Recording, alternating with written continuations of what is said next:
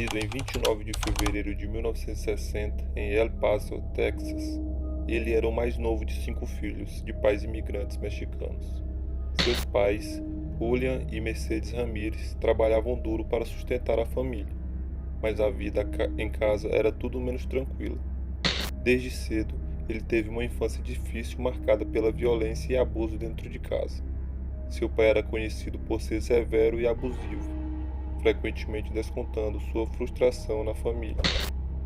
Essa é a história de um dos maiores serial killers dos Estados Unidos, Richard Ramírez. Na adolescência, Richard começou a se envolver com seu primo Miguel, Mike Ramírez, um veterano da Guerra do Vietnã.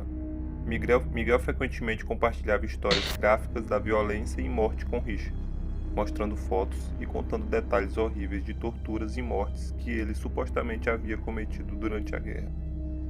Miguel teve uma influência devastadora sobre Richard, introduzindo o uso de drogas e ao ocultismo.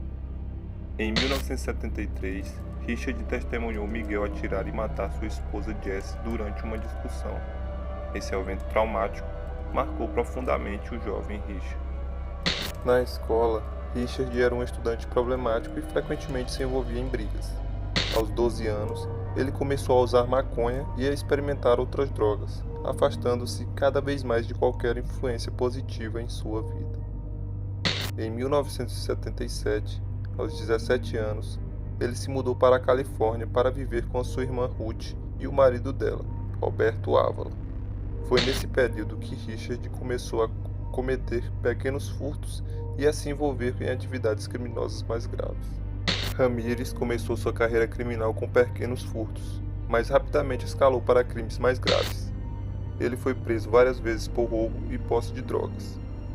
Em 1984, Richard Ramírez cometeu seu primeiro assassinato confirmado, o assassinato brutal de Mel Leong, uma menina de 9 anos, em um hotel em São Francisco.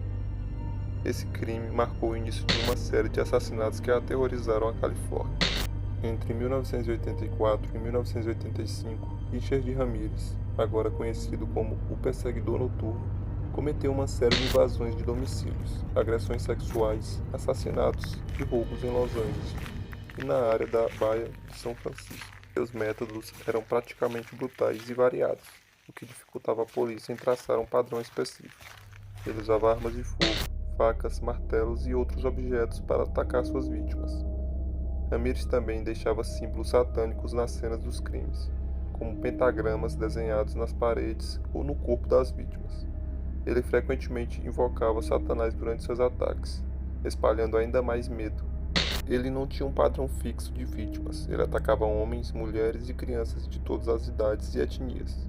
Suas invasões eram geralmente à noite. Ele entrava pelas janelas ou portas trancadas. Sua imprevisibilidade e crueldade fizeram com que os moradores nas áreas afetadas vissem em constante terror. Muitas pessoas começaram a reforçar a segurança de suas casas, mas Ramírez parecia sempre encontrar um jeito de entrar. A maratona de crimes de Ramírez terminou em 1985, quando uma série de pistas e a cooperação do público levaram à sua captura. A polícia conseguiu criar um retrato falado do suspeito, baseado nas descrições das vítimas sobreviventes e testemunhas. Em 30 de agosto de 1985, a polícia divulgou uma foto de Richard Ramírez na mídia. No dia seguinte, ele foi conhecido por moradores de um bairro em East Los Angeles, tentando fugir. Ramírez foi perseguido e espancado por um grupo de moradores até a chegada da polícia. O seu julgamento começou em 1988 e durou mais de um ano. Ele enfrentou 43 acusações, incluindo assassinato, tentativa de assassinato, agressão sexual e roubo. Durante o julgamento, Ramírez manteve uma atitude desafiadora e provocativa, muitas vezes mostrando desprezo pelo tribunal. Ele exibia símbolos satânicos e declarava sua lealdade a Satanás. Em 20 de setembro de 89, Richard Ramírez foi condenado por 3 assassinatos, além de múltiplos casos de tentativa de assassinato, agressão sexual e roubo.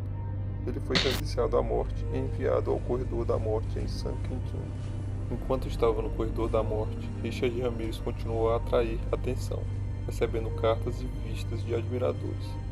Ele se casou com uma de suas correspondentes, Doreen Lioy, em 1996, em uma cerimônia na prisão.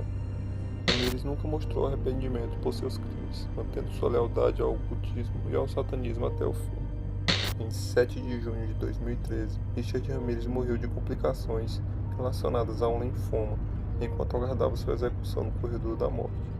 Ele tinha 53 anos.